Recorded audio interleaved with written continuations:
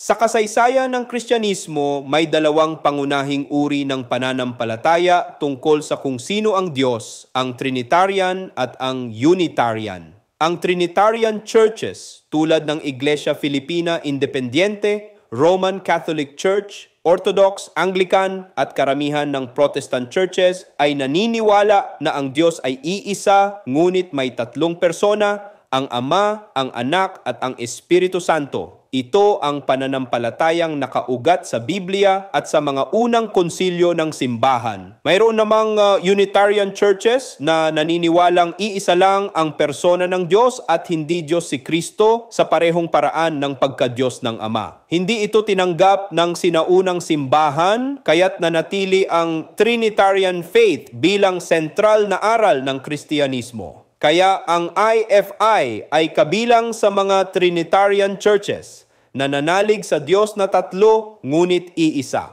Ako si Bishop Tonyo, obispong migrante sa Europa at ito ang araling IFI. Magsamba, mag-aral, maglingkod.